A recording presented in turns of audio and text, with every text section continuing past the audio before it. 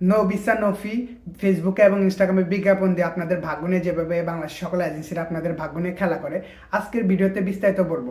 ভিডিওটা শেষ পর্যন্ত স্কিপ ছাড়া দেখেন, তাহলে আপনাদের অনেক কিছু বুঝতে পারবেন যে এজেন্সিরা কিভাবে আপনার ভাগ্য নিয়ে খেলা করে।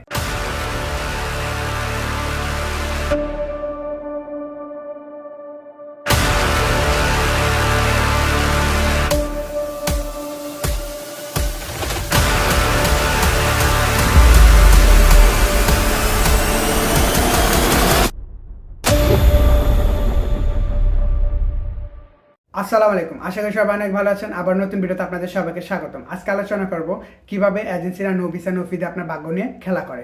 তো ভিডিও শুরু করার আগে আপনাদেরকে একটা বলে দিই, এর আগের ভিডিও আমি একটা trip.com নিয়ে একটা ভিডিও দিয়েছিলাম, যেটা আপনারা যারা দেখেননি তারা সবাই ভিডিওটা দেখে নেবেন। কিভাবে আমি একটা সিঙ্গাপুরে থাকা এজেন্সির থেকে আমি ক্ষতিপূরণ 36,000 টাকা নিয়েছিলাম। ভিডিওটা পুরো বিস্তারিত দেখবেন এবং সামনে আরও অনেকগুলো আপডেট পাবেন।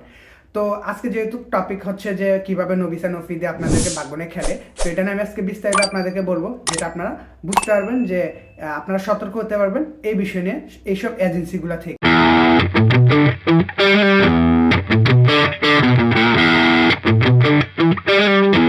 সর্বপ্রথম হলো, আপনারা এমন বিজ্ঞাপন হয়তো দেখেন ফেসবুক অথবা ইনস্টাগ্রামে, যে এমন থাকে বিজ্ঞাপনটা যে তুর্কি অথবা ইউকে অথবা ব্রাজিল অথবা ইউরোপ যে কোনো বড় বড় দেশগুলোর মধ্যে নো ভিসা নো ফি এরকম।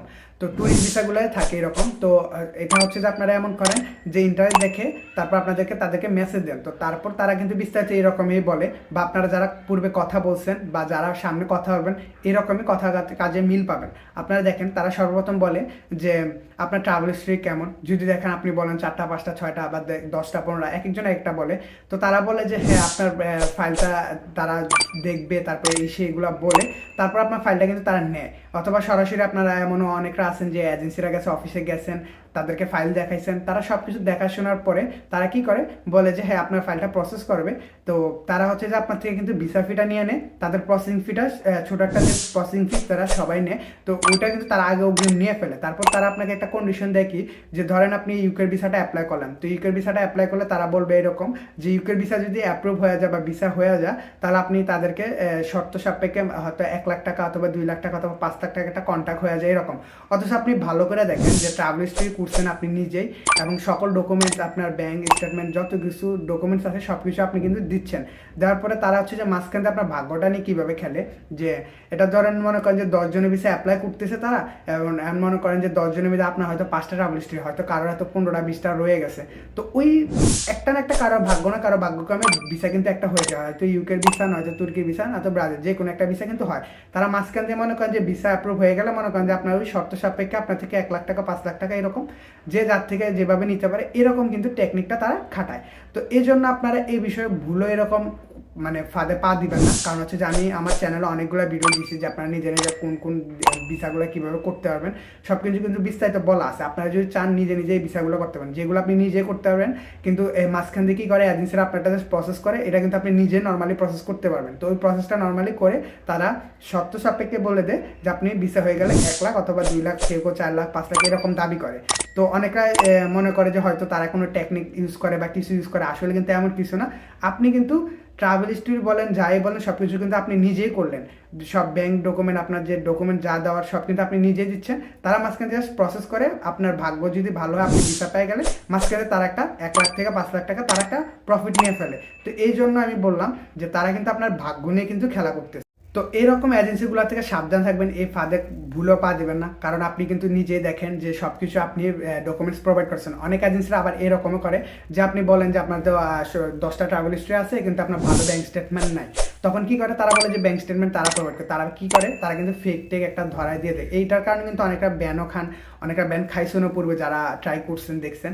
তো মাঝখান দিয়ে কিন্তু আপনারই ক্ষতিটা হয়ে যায়। তা আপনার যারা এরকম শর্ত সাপেক্ষে দেয় আপনি তাদেরকে বলবেন যে ভিসা না হলে আপনি উল্টা ক্ষতিপূরণ দিবেন কিনা 1 লাখ টাকা। হ্যাঁ, এরকম একটা তারা যেমন শর্ত সাপেক্ষে আপনাকে বলবে, আপনি উল্টা শর্ত সাপেক্ষে তাদেরকে ওইরকম ভাবে বলবেন। কারণ কিন্তু তারা কিন্তু আপনার ভাগ্য নিয়ে মূলত খেলতেছে, যে মাঝখান দিয়ে তারা প্রসেস করে দিয়া ভিসা হলো না হলে তারা কিন্তু মেন তাদের যে ছোট একটা অফিস চার্জ বা যাই চার্জ ওইটা কিন্তু ফার্স্টে নিয়ে নিতেছে আপনার থেকে। আপনি না বুঝলে আপনাকে একটা এটা সেটা বাহানা দিয়ে নিয়ে নিতেছে, নিয়ে কিন্তু তারা বলতেছে যে আপনি ভিসা ফি দিয়ে তারপরে অমুক একটা বা তমুক একটা চার্জ বসাই দিয়ে বলবো যে এত টাকা দিয়ে দিবেন, বাট বাকিটা হচ্ছে যে ভিসা হওয়ার পরে টাকা।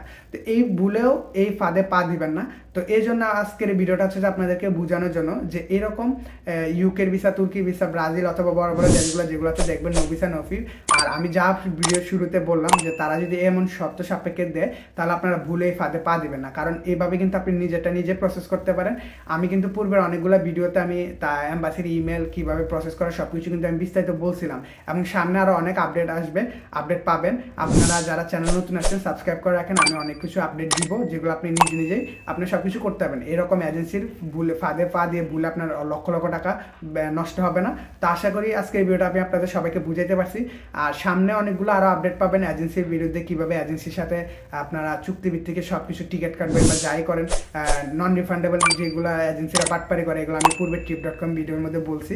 সামনে কিন্তু এগুলো নিয়ে আরও বিস্তারিত অনেক আপডেট পাবেন। পূর্বে যে trip.com-এর থেকে যে আমি 36,000 টাকা ক্ষতিপূরণ নিয়েছিলাম, এটা যারা ভিডিওটা দেখেনি তারা মাস্ট ভিডিওটা দেখে নেবেন, কারণ এই ভিডিওর মধ্যে আমি বিস্তারিত অনেক কিছু বলছি। এবং সামনে আরও অনেকগুলো আপডেট পাবেন যেগুলো আপনি এয়ারলাইন্সের সাথে কীভাবে মামলা করবেন, এয়ারলাইন্সকে এজেন্সিকে সব কিছু বিস্তারিত কিন্তু অনেকগুলো আপডেট পাবেন। তো আশা করি আজকে সব কিছু সম্পূর্ণ বুঝাইতে পারছি। তো দেখা হচ্ছে নতুন আরেকটা ভিডিওতে। তো ততদিন ভালো থাকেন, সুস্থ থাকেন, নতুন ভিডিও অপেক্ষা করেন। আল্লাহ হাফেজ।